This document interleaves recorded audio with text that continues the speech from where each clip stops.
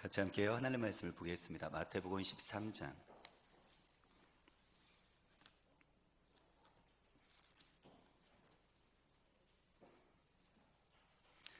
마태복음 13장 31절에서 43절까지요. 마태복음 13장 31절에서 43절까지 저와 여러분들이 하나님의 말씀을 같이 함께 천천히 우리 생각하면서 같이 함께 읽어 나가도록 할게요. 우리 같이 함께 읽습니다. 또 비유를 들어 이르시되 천국은 마치 사람이 자기 밭에 갖다 심은 겨자씨 한 알 같으니 이는 모든 씨보다 작은 것이로되 자란 후에는 풀보다 커서 나무가 되매 공중의 새들이 와서 그 가지에 깃드이니라. 또 비유로 말씀하시되 천국은 마치 여자가 가루 서말 속에 갖다 넣어 전부 부풀게 한 누룩과 같으니라. 예수께서 이 모든 것을 우리에게 비유로 말씀하시고 비유가 아니면 아무것도 말씀하지 아니하셨으니 이는 선지자를 통하여 말씀하신 바 내가 입을 열어 비유로 말하고 창세부터 감추인 것들을 드러내리라 함을 이루려 하심이라. 이에 예수께서 무리를 떠나사 집에 들어가시니 제자들이 나와 이르되 밭의 가라지 비유를 우리에게 설명하여 주소서. 대답하여 이르시되 좋은 씨를 뿌리는 이는 인자요 밭은 세상이요 좋은 씨는 천국의 아들들이요 가라지는 악한 자의 아들들이요 가라지를 뿌린 원수는 마귀요 추수때는 세상 끝이요 추수꾼은 천사들이니 그런즉 가라지를 거두어 불에 사르는 것 같이 세상 끝에도 그리하리라. 인자가 그 천사들을 보내리니 그들이 그 나라에서 모든 넘어지게 하는 것과 또 불법을 행하는 자들을 거두어내어 불못불에 던져 넣으리니 거기서 울며 이를 갈게 되리라. 그때 의인들은 자기 아버지 나라에서 해와 같이 빛나리라. 귀 있는 자는 들으라. 아멘.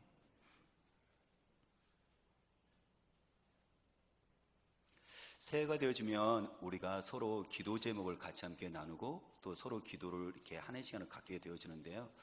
아마 여러분들도 아마 기도 제목을 갖고 있을 거예요. 근데 그 기도 제목 중에서 우리가 반드시 기도 제목을 한 가지 넣어야 될 것이 있어요. 그게 뭐냐면 하나님 나라가 이 땅 가운데 이루어지게 해주세요 라는 기도 제목이에요. 근데 우리는 저를 비롯해서 우리는 이 기도 제목을 우리의 기도 가운데 잘 하질 않아요. 예수님께서 제자들에게 이야기했죠. 너희는 이렇게 기도하라고요. 그게 주기도문이거든요. 주님께서 가르치는 기도. 하늘에 계신 우리 아버지여 이름이 거룩히 여김을 받으시오며 나라가 임하시오며 했을 때 그 나라가 임하시오며가 바로 그 기도 제목이거든요. 예수님께서는 예수님의 제자인 저와 여러분들에게 반드시 기도 제목 가운데 넣어야 될 것이 한 가지가 있는데 그것이 하나님 나라가 나를 통해서 하나님 나라가 우리 가족을 통해서 하나님 나라가 우리 교회를 통해서 이 땅 가운데 세워지고 확장되게 해주십시오라고 기도하라고 가르쳐 주세요. 그러니까 하나님 나라가 죽으면 가야 될 저곳 맞죠? 근데 또 하나님 나라가 현재 이 땅에서 세워지고 있다는 거예요. 그러니까 하나님 나라는 두 가지 개념을 갖고 있는 거죠. 죽으면 가야 될 우리가 저곳, 미래의 하늘나라가 있고 또 한 가지는 현재 내가 살고 있는 이곳에서 하나님 나라가 이루어지고 있는 거예요. 그래서 주기도문 같은 경우는 현재 나를 통해서 이 땅 가운데 이루어지길 원하는 바로 하나님 나라를 이야기하는 거죠. 오늘 본문이 그 부분을 이야기를 하고 있어요. 마태복음 13장은 하나님 나라에 대한 비유로 18가지를 얘기를 하고 있는데요. 오늘 읽었던 그 본문, 그것은 앞에 있는 사실, 앞에 있는 것과 서로 연결되어져 있어요. 그 앞에 보면 어떤 내용이냐면 비유가 씨 뿌리는 자의 비유가 있는데요. 그 씨 뿌리는 자의 비유, 천국은 씨 뿌리는 자의 비유를 가지고 얘기했는데 그것은 그 다음에 나오는 가라지 비유하고 연결되어 있고 그것은 다음에 나오는 오늘 나오는 겨자씨 비유와 누룩의 비유와 같이 고리처럼 또 연결되어져 있어요. 그러니까 이 네 가지를 통으로 같이 함께 보여야 되는 거죠. 이것은 우리가 신앙생활하고 있는 것과 비슷한 부분입니다. 그러면 마태복음 13장 3절에서 9절 말씀, 우리가 씨 뿌린 자의 비유, 천국에 대한 이야기를 해줬는데요. 마태복음 13장 3절에서 9절 말씀 우리 같이 함께 우리 읽어보도록 할게요. 13장 3절에서 9절입니다. 예수께서 비유로 여러 가지를 그들에게 말씀하여 이르시되 씨 뿌리는 자가 뿌리러 나가서 뿌릴새 더러는 길가에 떨어짐에 새들이 와서 먹어버렸고, 더러는 흙이 얇은 돌밭에 떨어짐에 흙이 깊지 아니므로 곧 싹이 나오나 해가 돋은 후에 타서 뿌리가 없으므로 말랐고, 더러는 가시떨기 위에 떨어짐에 가시가 자라서 기운을 막았고, 더러는 좋은 땅에 떨어짐에 어떤 것은 100배, 어떤 것은 60배, 어떤 것은 30배의 결실을 하였느라 라고 비유를 가지고 이야기를 하시는데요. 이것은 우리가 천국 복음의 씨앗을 뿌릴 때 마음에 봐시죠? 사람들의 그것을 받아들이느냐 받아들이지 않느냐 이 부분을 이야기를 하는데, 물론 네 가지로 길가, 돌밭, 가시떨기, 좋은 밭 이렇게 각자 네 가지로 반응한다라고 이야기할 수도 있지만요, 또 한 가지는 크게 우리가 전체를 보면은 예수님의 그 메시지, 천국 복음에 대해서, 이 씨에 대해서 사람들은요 이 두 가지로 반응을 해요. 어떻게 해요? 이것을 수용하기도 하고 이것을 거부도 해요. 그럼 거부하는 땅은 어떤 땅이에요? 길가, 돌밭, 가시떨기는 예수님과 예수님의 메시지 천국 복음을 거부합니다. 열매가 걷질 못하죠. 근데 좋은 밭은 예수님과 천국 복음 메시지에 대해서 받아들여요. 그렇죠? 어린아이처럼 단순하고 순수한 마음으로 그것을 받아들입니다. 이 마음이요. 그래서 이것은 어떻게 하죠? 거기에 결실이 있는 거예요. 이 부분 속에서 대부분의 사람들은 이 예수와 예수의 복음, 천국 복음을 받아들이지를 않아요. 길가밭, 돌밭, 가시떨기 밭으로 말이죠. 소수의 사람만 어린애 같은 그 마음으로 좋은 마음의 밭이 되어서 받아들이죠. 그러면 씨 뿌리는 자는 물론 여긴 예수님이지만은 제자들과 우리까지 적용시키고 있거든요. 그럼 우리는 실망할 때가 있어요. 내가 이렇게 천국 복음, 너무 좋은 천국 복음을, 내가 경험한 예수님을 내가 가족들에게, 아니면 주위의 친척들에게, 아니면 직장 동료들이나 주변의 이웃들에게 전하는데 그들은요 반응하지 않거든요. 그들은 길가밭으로, 어느 때는 가시떨기로, 어느 때는 돌밭으로 반응을 해요. 그래서 우리는 종종 실망하죠. 내가 계속 이 씨를, 복음의 씨를 뿌려야 되는 건 이 낙심하는 그 마음이 있는데요. 근데 오늘 주님께서는 우리에게 격려를 하세요. 뭐라고요? 아니다. 대부분의 사람들이 이렇게 복음을 받아들이지 않지만 그 중에 옥토밭이 있단다. 그 중에 천국 복음을 너희들이 받아들인 것처럼 그 중에 천국 복음을 받아들이는 어린애 같은 그 마음을 가진 사람이 있단다. 그렇기 때문에 계속 천국 복음의 씨앗은 뿌려져야 된다라고 요구를 하시는 거예요.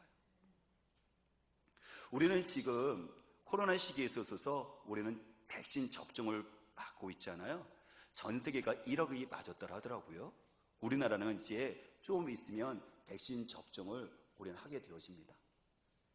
그것은 죽음의 위기에서 이것을 이기기 위해서 말이죠. 하지만 동시에 우리는요, 우리가 4월 달에 부활절이 4월 4일에 있어요. 근데 그 부활절은 어떤 의미예요? 인간들이 두려워하고 있는 그 죽음을 이길 수 있는 그 백신이 있다라는 것을 외치는 거잖아요. 그게 뭐죠? 예수 백신이거든요. 그게 바로 죽음을 이기신 바로 예수 백신 접종이거든요. 그 때문에 세상에 있는 사람들은 아니요, 우리도 마찬가지로 전국뿐만 아니라 온 세계가 수많은 사람들이 이 죽음의 공포 속에서 이 백신을 접종을 해야 됩니다. 맞아요.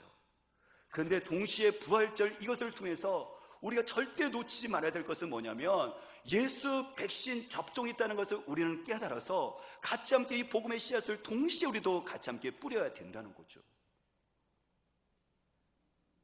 우리나라 같은 경우는 좀 고민이 생겼어요.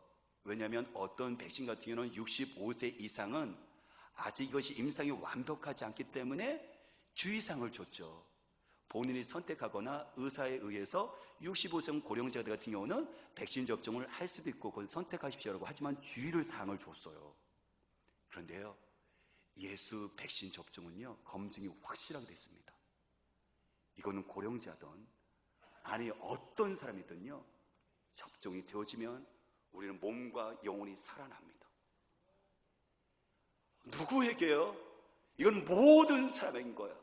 아니요, 우리는 백신을 맞죠. 코로나 백신을 맞죠. 우리는요, 면역력이 생길 거예요. 하지만요, 또 바이러스가 생기면 또 접종을 해야 되죠. 아니요, 인간은 근본적으로요, 모든 이 죽음의 공포에서 절대 자유하지 못합니다. 그런데요, 우리를 영원토록 죽음의 공포에서 우리를 자유케 하는 것이 있어요. 누구죠? 예수 백신 접종입니다. 그렇기 때문에 우리는 사랑하는 사람에게, 사랑하는 아버지 남편과 아내와, 그리고 우리 부모들에게, 그리고 친구들에게, 여러분들, 우리가 그렇죠, 육신의 코로나 백신도 맞아야 되지만 동시에 우리가 놓쳐야 되는 것은 부활절을 맞이해서 영원한 또를 죽음에서 자유케 만드는 예수 백신 접종을 맞추게 하는 이 마음을 가지고 우리도 같이 함께 이 운동에 동참을 해야 되는 것이죠. 너무 감사한 것은 저는 목포극도 방송에 속해서 적극적으로 움직이고 있는 것이 너무 감사해요. 극도 방송에서 4월 4일 날 부활절인데 우리뿐만 아니라 한국교회가 전부 다 침체된 상태에 있잖아요. 그들이 목포극도 방송에 속해서 전도 생방송 프로그램을 목포에 있는 교회 12교회에게 제안을 했어요. 그 중에 저희 교도 들어가 있는데요, 오전 4월 3일 날 부활절 전날 토요일 날 오전 8시부터 저녁 8시까지 12시간 동안 한 교회씩 1시간씩 맡아갖고요, 목포시에 있는 교회와 같이 함께 연합해서 주변의 이웃들과 가족들에게 예수의 백신 접종을 맞을 수 있는 그 운동을 벌이는 거예요. 의미가 있다고 생각해요. 왜냐하면 한 교회가 아니라 12교회가 예수를 위하여 예수 백신 접종을 위해서 함께 마음을 모았으니까요. 그리고 여기 접종하는 방법은 정말 쉽습니다. 복잡하지 않아요. 어떻게 해요?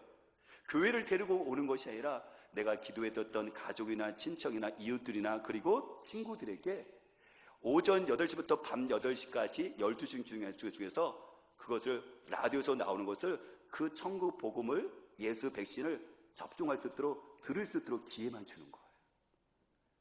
정말 단순합니다. 접종이 너무 쉽습니다.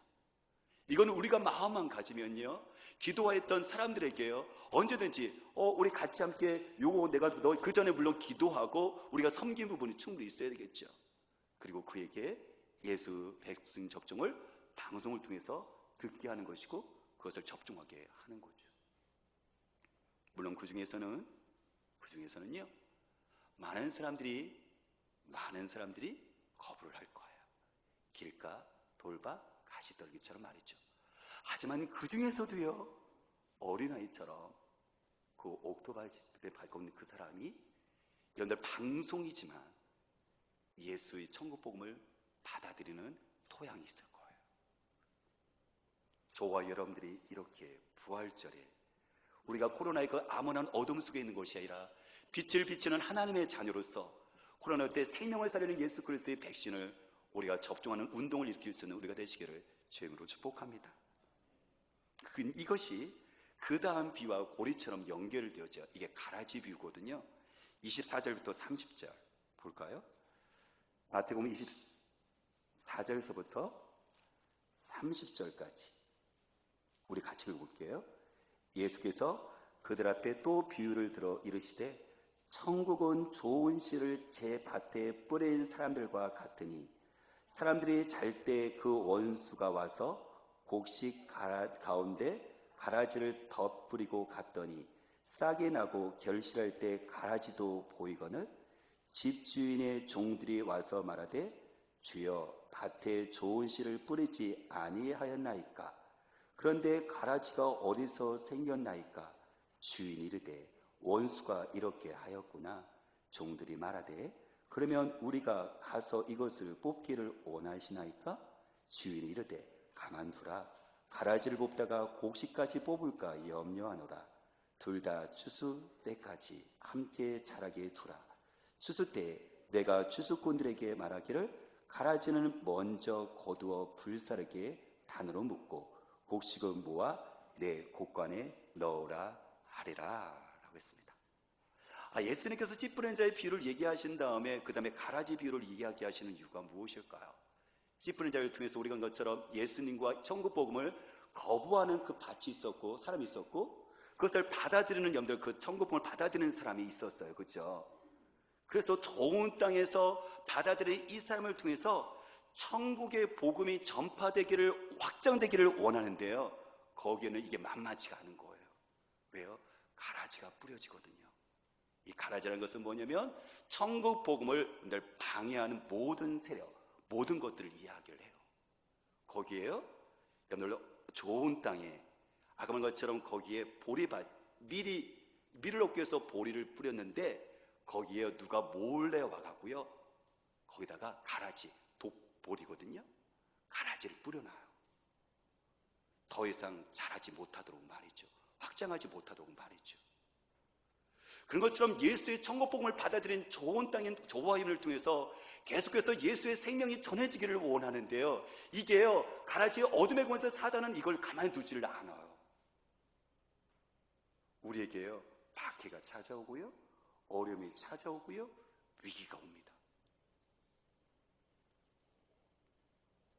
그래서 41절 보면 성경 이렇게 얘기를 하는데요, 41절에는 그게 이제 나중에 예수님께서 가라지 비유를 제자들에게 풀어주거든요. 그때 가라지를 41절에 이렇게 얘기를 해요. 인자가 그 천사들을 보내리니 그들이 그 나라에서 모든 넘어지게 하는 것과 또 불법을 행하게 하는 자들을 거두어내어 라고 얘기하는데, 여기 보니까죠, 넘어지게 하는 것, 사람들도 있지만 넘어지게 하는 것이라고 이야기를 했어요. 예수 그리스도를 믿게 하는데 넘어지게 하는 것, 천국 복음을 확장시키게 하는데 넘어지게 하는 것, 사람도 있지만 여러분들 그 어떤 모든 세력들을 이야기를 하는데요, 저는 그것이 이 시대 가운데 저는 코로나라고 저는 확신을 해요. 코로나는 우리를 넘어지게 합니다. 그리고 나에게 뿌려진 천국 복음을, 이 생명의 복음을 계속 확장시켜야 되는데, 여러분들이 코로나의 세력은, 바이러스는 우리에게 이 생명을 더 이상 확장시키지 못하도록 우리가 모든 것들을 묶어버립니다. 육신도 묶어버리고, 실질적으로 사역도 묶어버리고, 예배도 묶어버리고, 기도도 묶어버리고, 전도도 묶어버리고, 봉사도 묶어버리고, 안에 더 중요한 건, 무서운 건 뭐냐면 우리의 심령, 우리의 마음을 묶어버렸다는 거예요.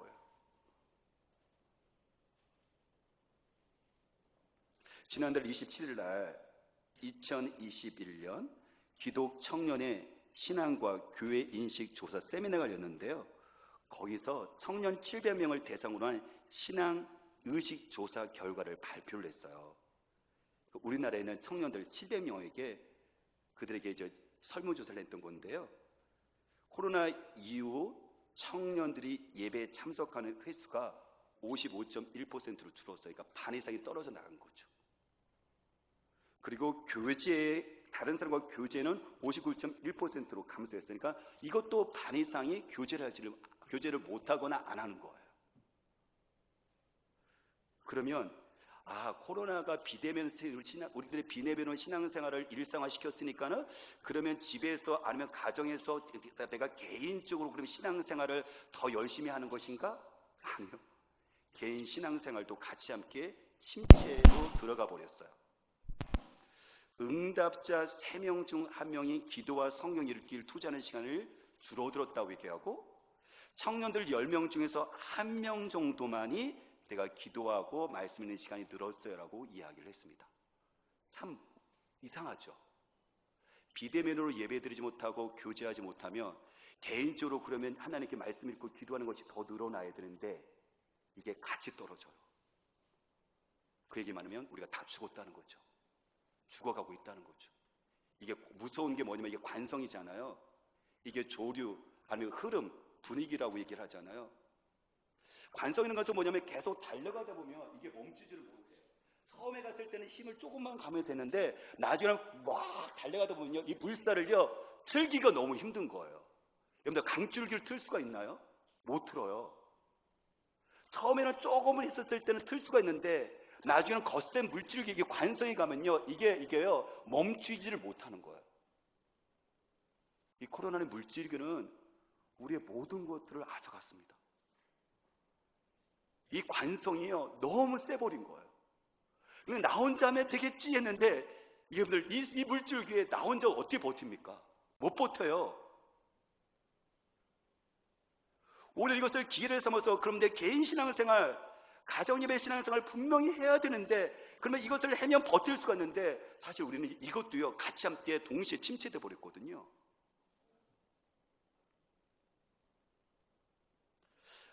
어제 한 청년이 저한테 와서 이렇게 얘기를 해요.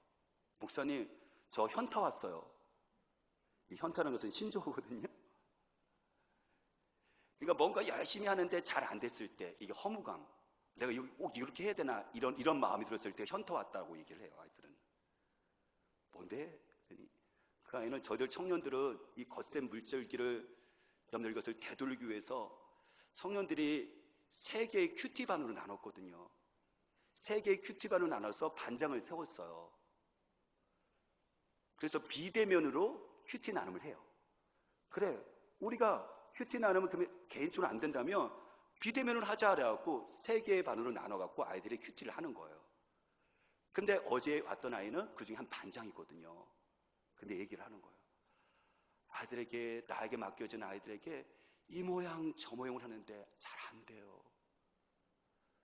만나기도 하고 먹을 거 사주기도 하고 기도도 해주고 권면도 하는데 목사님 왜 이렇게 반응이 안 오는지 모르겠어요. 이 아이도 지쳐가는 거죠. 그러니까 제가 그 아이의 마음을 알아요. 여러분들, 제가 지금 대면 예배가 중요하다, 비대면 예배, 온라인 예배가 중요하다 얘기를 하는 게 아니에요. 우리의 그 적은, 여러분들 공동적은 뭐냐면 코로나거든요. 여러분들, 대면 예배들과 비대면 예배를 드리는 것을 정죄하거나 비대면 예배들과 비대면 예배를 얘기하거나 이 부분을 얘기하는 게 아니에요. 여러분들, 우리가 이 세대의 가라지는 코로나인데 이것을 어떻게 우리가 대응할 것인가에 대한 부분을 고민하자는 거예요. 아까 말한 것처럼요, 우리 개인은요, 아까 말한 우리가 것처럼 이 가족들이 나누더라도 이게 버티기가 되게 힘들거든요. 그래서 제가 구원투수를 투입했죠.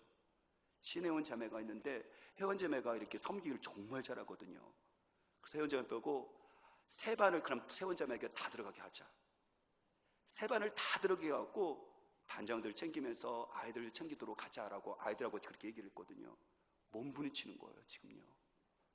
포기하면 안 되니까 1년 그냥 가자고요. 제가 한 번에 집사님한테 전화 드렸어요. 집사님 그 얘기를 하세요. 목사님이 1달, 2달 하다 보니까요, 이제 안 나가는 것이 자연스럽게 돼버렸어요. 라고. 죄송했고 미안했고 안타까웠어요.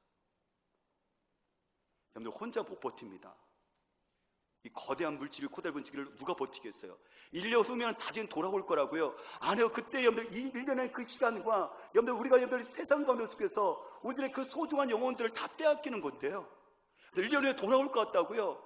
여러분들 만만치 않아요. 우리 인간들은요, 편한 건 맛봤잖아요. 그러면 그대로 갑니다. 인간은 천성적으로 여러분들 영적인 걸 추구하지 않고요, 즐거운 거, 편한 걸 추구하는 것이 인간의 본성인데, 저는 그래서요, 오늘 가라지가 분명히 있습니다. 성경 말해요. 우리가 천국의 복음을 확장시키는 데 있어서, 좋은 데 뿌려들어 천국 복음을 확장시키는 데 있어서 가라지가 있어서 만만치 않다는 거예요. 이게. 그러므로 저와 여러분들이요, 함께 도우셔야 돼요. 청년들도 이거 버티기 위해서 서로 돕고 묻고 엮고 이렇게 하거든요. 그 때문에 같이 함께 가족들이 같이 함께 이 가라지 어둠의 세력, 여러분들 코로나를 극복할 수 있도록요, 함께 애써 주셔야 돼요. 유재훈 목사 혼자 힘듭니다. 누군가 한 사람은 혼자 힘들어요. 같이 함께 이 생명을 지키기 위해서, 가라지를 여러분들 이것을 대적하기 위해서 함께 마음을 모아주셔야 돼요. 가라지가 있다. 하지만 바로 그런 괴로움과 역경을 짊어지고 천국 복음은 가정과 학교와 직장과 세상에서 뿌려져야 되고 확장돼야 되는 것을 주님은 말씀하고 계십니다. 우리는 종종 생각할 때 있죠.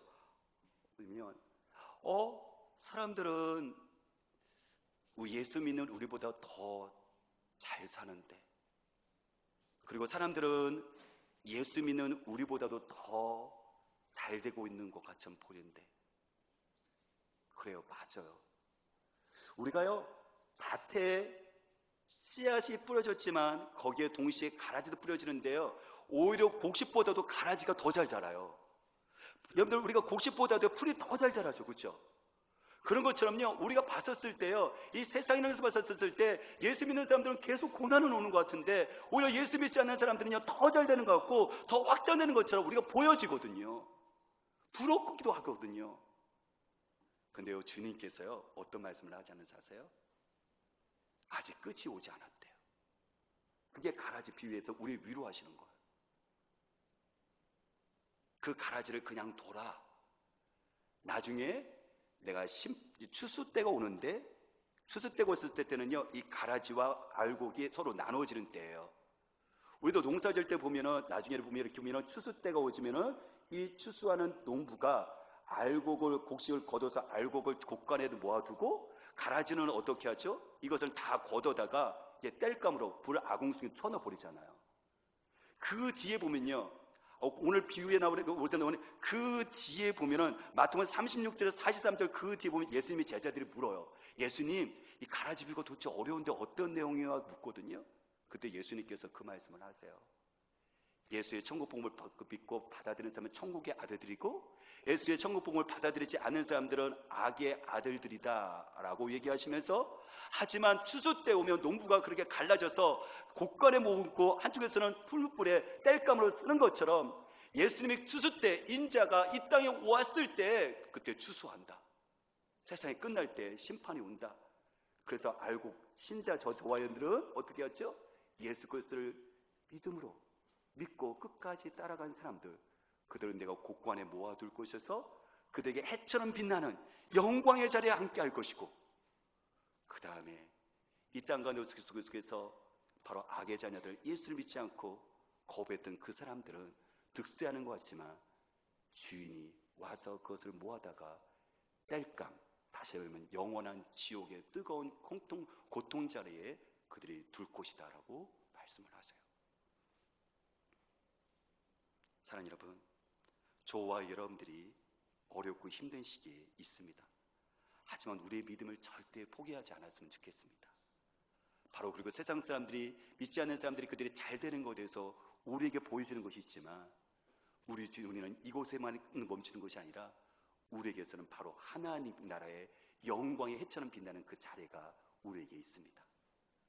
그것을 바라보며 오늘도 믿음 안에서 가라지가 있다 할지라도 한 걸음씩 전진할 수 있는, 한 걸음만 더 나갈 수 있는 우리가 되시기를 주님으로 축복합니다. 이렇게 얘기하면서요, 겨자씨와 누룩의 비유로 넘어가는 거예요. 이게 연결되죠. 고리처럼 연결되죠. 31절 32절 같이 볼까요? 읽겠습니다.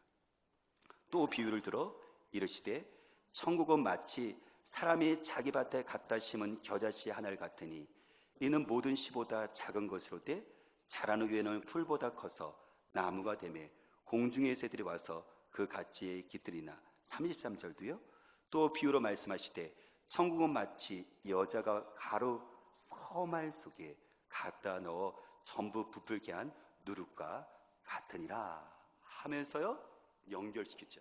처음에는 어떤 비유가 나왔어요? 씨 뿌리는 자의 비유 나왔죠. 거기서 보면 이 씨, 하나님 말씀 천국 복음을 받아들이는 사람과 거부하는 사람이 있었어요. 그런데 좋은 밭에 있는 사람은 그것을 받아들이는 사람이 있었죠. 그렇죠? 그 다음에 가라지 비유가 나왔어요. 하지만 이 사람을 통해서 천국의 복음이 확장되기를 원하지만 여러분들 이것을 반대하는, 거부하게 만드는 여러분들 불순 세력들이 있었어요. 그렇죠? 그래서 그것을 위해서 멈춰지는 것처럼 이 고난이 이렇게 다가와요. 근데 세 번째 그 천국 비유가 겨자씨 비유하고 누룩 비유인데, 그럼에도 불구하고 그 위기와 힘듦과 박해를 뛰어넘어 반드시 천국은 확장한다. 이게 겨자씨하고 누룩 비유인 거예요.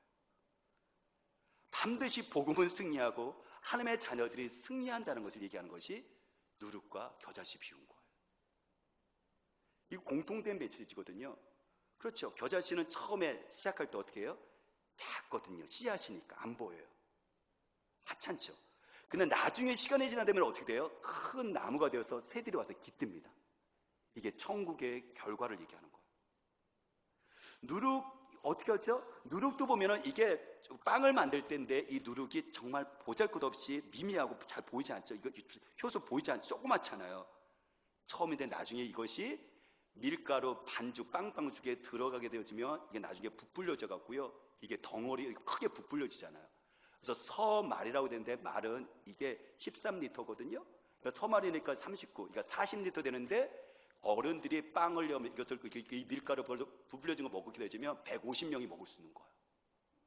그러니까 보잘것없는 이 누룩, 요 조그만 것이 나중에 이게 부풀려져, 전체에 부풀려져서 150명을 배부르게 할 수 있도록 이게 커진다는 것이, 이게 천국에 대한 비유를 얘기하는 거예요. 예수님이 그러셨죠. 예수님의 시작이요, 겨자씨 한 알처럼, 누룩의 한 줌처럼 보잘것없거든요. 그분이 베들레헴에서 태어났을 때 말구유, 그죠?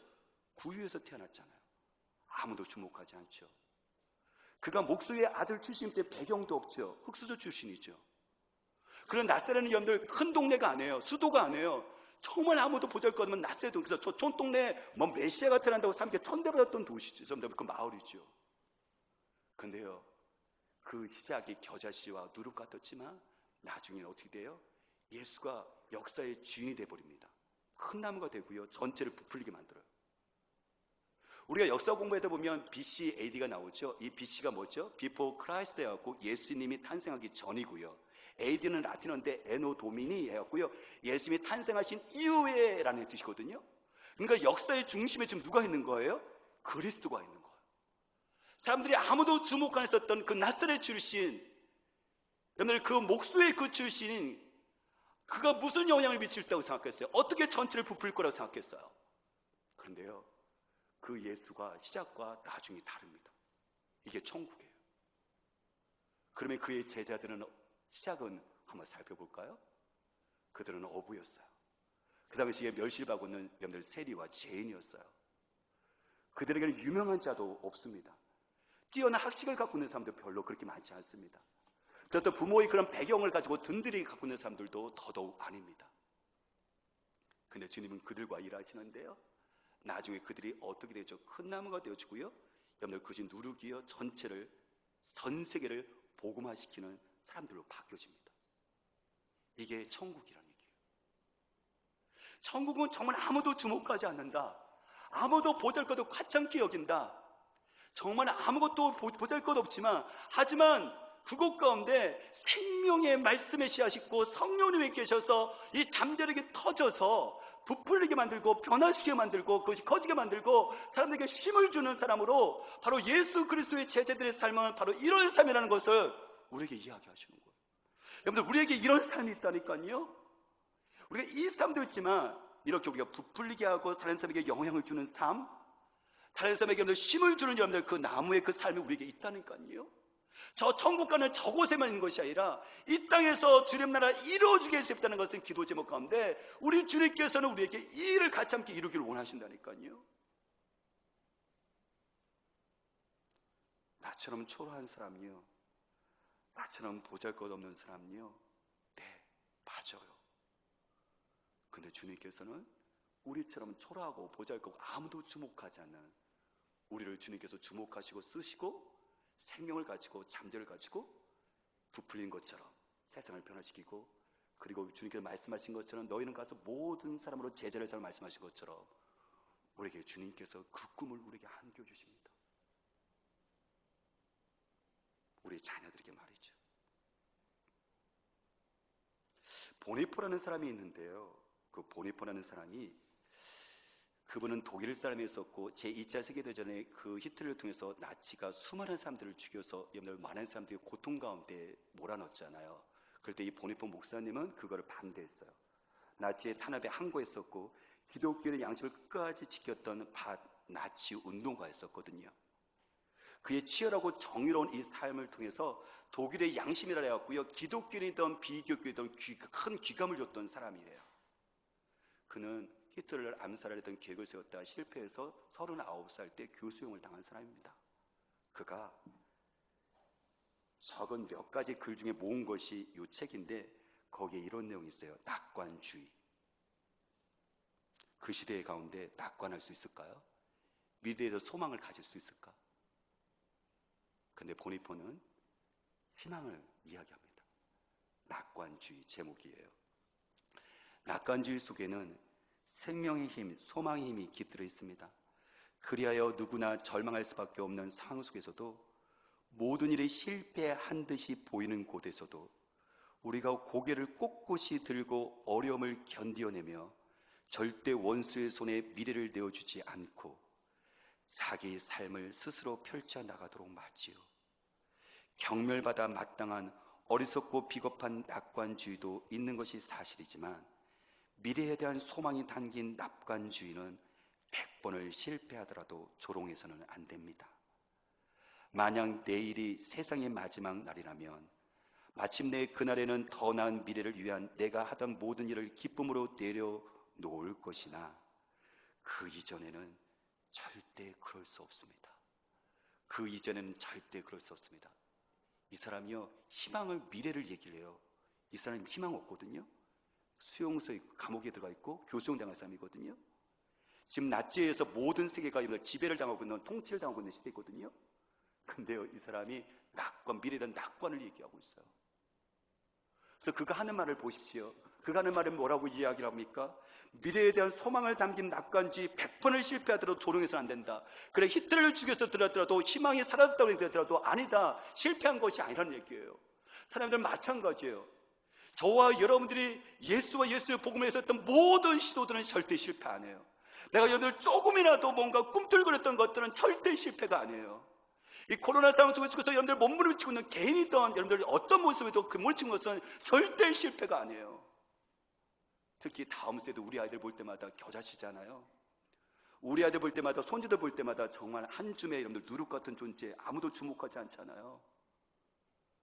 근데 우리는요, 우리 아이들 볼 때 낙관주의를 펼치셔야 돼요. 나는 낙관주의 펼치지 못해요. 우리 아이 볼 때 어떻게 낙관할 수 있겠어요? 미래에 어떤 소망을 가질 수 있겠어요? 아니요, 그렇지 않아요. 예수님께서는 제자들에게 낙관주의를 바라면서 축복하셨던 것처럼, 우리도 여러분들, 우리도요, 세상의 눈이 아니라, 부모의 눈이 아니라 주님의 눈으로, 안에 성경적인 관점으로, 비록 내가 이것이 충돌하지만 이건 몸부림치셔야 돼요. 우리 아이를 볼 때마다, 그래, 우리 아이들에게 통하여 세상은 축복받을 것이고, 우리 아이들을 통해서 바로 그들 가운데 속에서 새로운 하나님의 나라가 이루어질 것이라는 이 희망을 고집스럽게 한 가지는 붙들고 있으셔야 돼요. 이것만큼 몸부림치셔야 돼요.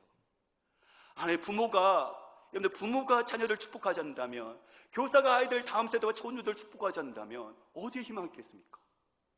주님의 진리의 말씀은 분명한 사실인데, 그럼에도 불구하고 아까 말씀한 것처럼 이 가라지 속에서 수많은 것들을 이렇게 방해하고 나가지 못하게 하는 것인데, 주님 말씀하십니다. 결국은 성장할 것이며, 결국은 승리할 것이며, 결국은 세상을 좋은 세상으로 바꾸신다고 말씀하셨거든요. 근데 그렇다면 그곳 가운데 나와 우리들 자녀들과 손주들과 우리 아이들이 있어야 되지 않겠습니까?